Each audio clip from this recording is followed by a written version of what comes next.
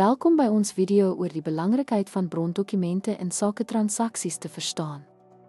Ons sal ondersoek hoe hierdie dokumente akkurate finansiële rekords en voldoening aan belastingwette verseker wat die ruggraat van enige rekeningkundige stelsel vorm. Brondokumente is noodsaaklik vir die akkurate opname van finansiële transaksies.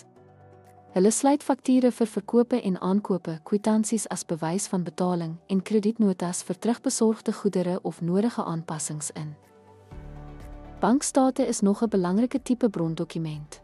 Hulle weerspieël kontantinvloei en uitvloei wat 'n omvattende beeld van 'n besigheid se finansiële aktiwiteite bied en help om akkurate rekords te handhaaf. Die belangrikheid van brondokumente in rekordhouding kan nie oorbeklemtoon word nie. Hulle verskaf 'n auditspoor en bewyse vir elke transaksie wat verseker dat besighede aan belastingwette voldoen en deursigtigheid in hul finansiële transaksies handhaaf. Kortliks, brondokumente is die ruggraat van 'n besigheid se rekeningkundige stelsel. Hulle maak die akkurate opname en dophou van alle finansiële transaksies moontlik, wat verseker dat besighede hul finansies effektief en verantwoordelik kan bestuur.